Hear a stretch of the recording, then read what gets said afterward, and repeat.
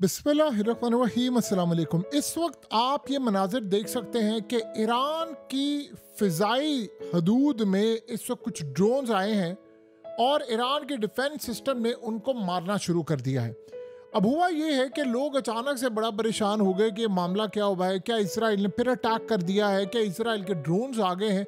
किसी को कुछ समझ नहीं आ पा रही और गवर्नमेंट की जानिब से भी अभी बात नहीं इस पर की गई।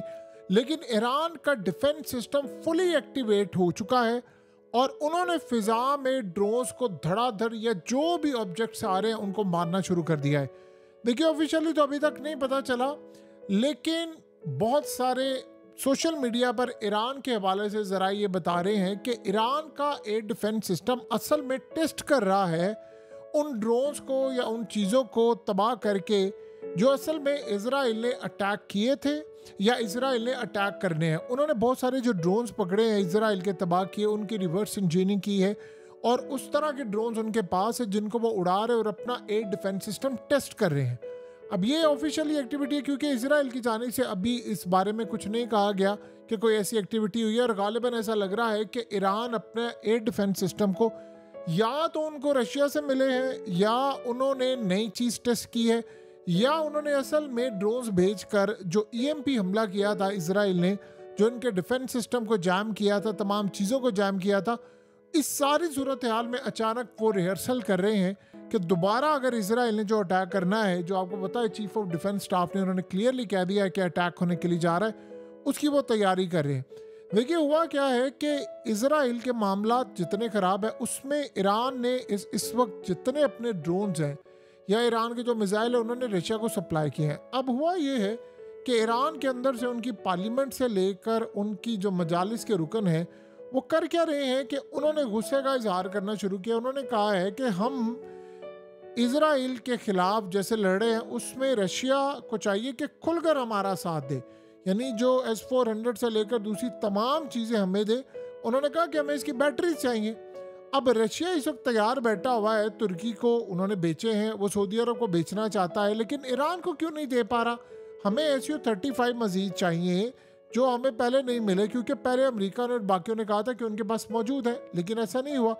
तो वहाँ पर अब ये बातचीत हो रही है कि SU-35 का ऑर्डर अगर, यानी आप अंदाज़ा करें कि मिस्र कैंसिल करता है तो उनके लिए कोई मसला नहीं, वो अल्जीरिया को देना चाहते हैं, वो अफ्रीकन कंट्रीज़ को देना चाहते हैं, तो वो हमें क्यों नहीं दे पा रहे। तो हमें S-400 चाहिए, वो सऊदी अरब को कह रहे हैं कि आप हमसे S-400 लें, जबकि सऊदी अरब ख़रीदने में इंटरेस्टेड नहीं है।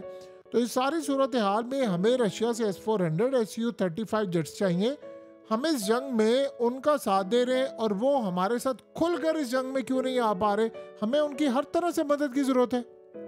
उनको पता होना चाहिए कि अमेरिका से लेकर पूरा वर्ल्ड, इवन के मुस्लिम कंट्रीज़ भी, वो भी सारी इसराइल और अमेरिका के साथ खड़ी हुई हैं, तो हम ये काम क्यों ना करें। अब ये जब सारे का सारा मामला हो रहा है तो ईरान में आप देखिए फ़िज़ा के अंदर ये एक्टिविटीज़ हो रही हैं, ड्रोन्स या बहुत सारे ऑब्जेक्ट्स जो हैं उन्होंने तबाह करना शुरू कर दिए हैं। गालिबन ये एक टेस्ट वो कर रहे हैं, वो अपने एयर डिफेंस सिस्टम को टेस्ट कर रहे हैं, क्योंकि उनको एक बात बड़ी अच्छी तरह पता है कि अटैक होने के लिए जा रहा है। आपको पता है कि नेतन्याहू इस वक्त अमेरिका के दौरे पर जा रहा है और वो डोनाल्ड ट्रंप से बातचीत कर रहे हैं। जब भी वो वहाँ पर कोई दौरा होता है उसके बाद कोई ना कोई बड़ी चीज़ फाइनलाइज होती है और गालिबन अब ये अटैक नहीं करने के लिए जा रहे, ये भरपूर अंदाज में फ़ौजों को उतारने की इस वक्त तैयारी कर रहे हैं और ईरान इस वक्त भरपूर तैयारी कर रहा है कि हमें जो अगला इन्होंने अटैक करना है या जो स्ट्राइक करना है या जो सीज़ फायर की खिलाफ वर्जी करनी है, क्योंकि तारीख में गवाह है कि इजराइल ने तकरीबन 967 टाइम खिलाफ वर्जी की है सीज़ फायर की। जब से इसराइल का क़याम हुआ है अब तक, चाहे वो जिन ममालिक के साथ हो, चाहे वो फ़लस्तीन के साथ हो, लिबनान के साथ हो या किसी के साथ भी हो, तो 967 दफ़ा उन्होंने खिलाफ वर्जी की है और यहाँ पर ये काम होने के लिए जा रहा है।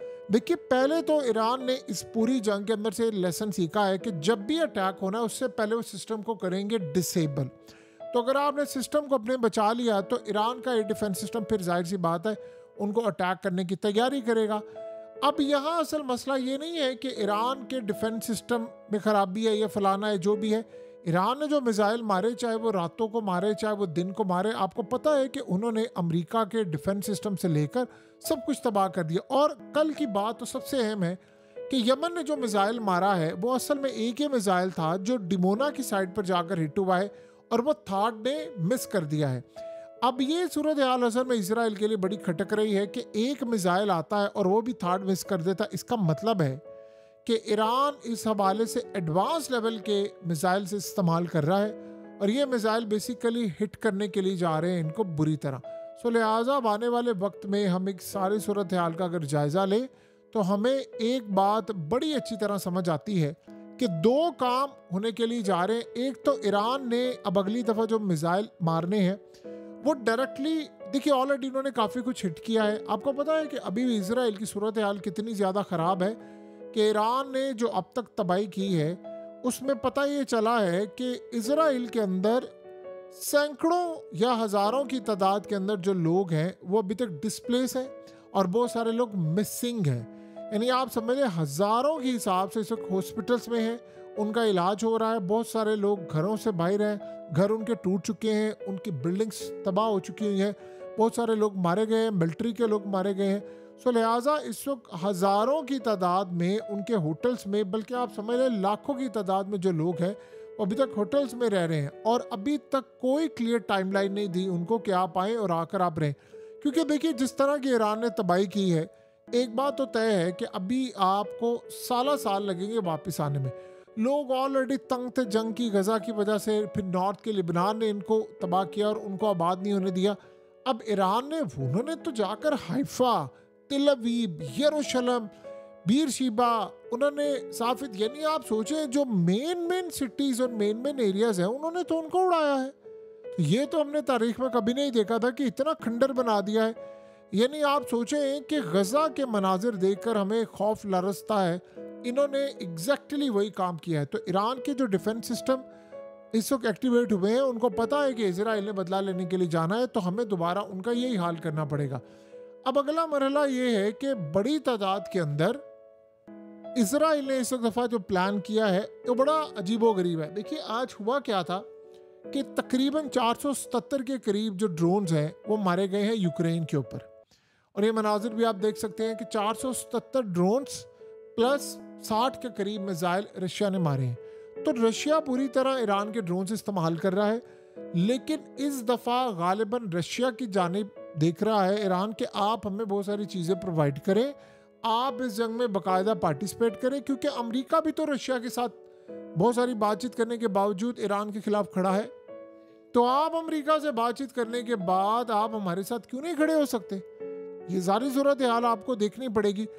असल मसला ये है कि इस दफ़ा ईरान कितना तैयार है। देखिए ईरान ने दो चीज़ों की तैयारी करी है। जो टेस्ट हो रहा है या वो फिजा के अंदर ड्रोन असल में मार रहे हैं, ये एमरजेंसी बेसिस पर वो काम कर रहे हैं।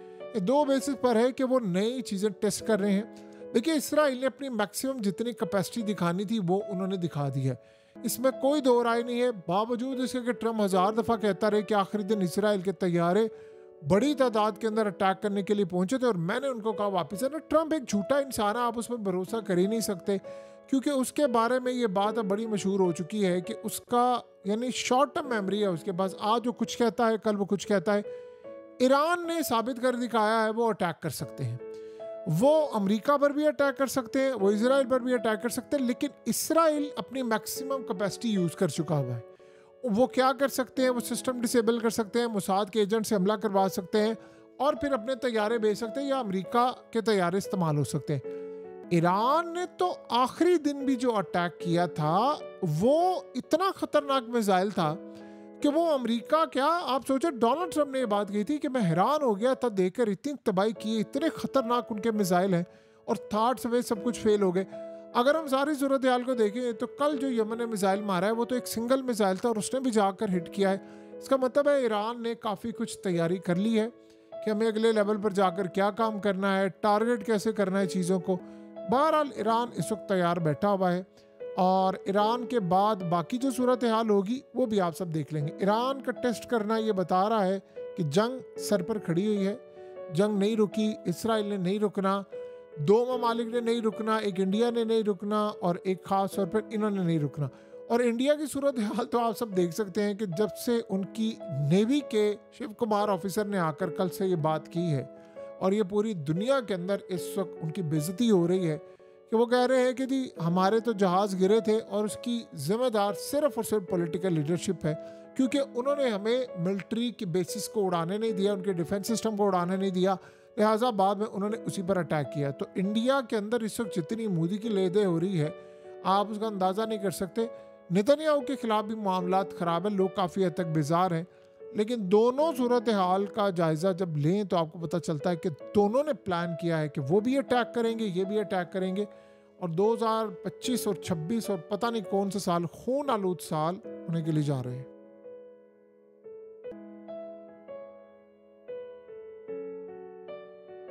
हकीकत टीवी को सब्सक्राइब करना मत भूलें, वीडियो को लाइक करें, शेयर करें और कमेंट सेक्शन में अपनी राय का इजहार ज़रूर करें।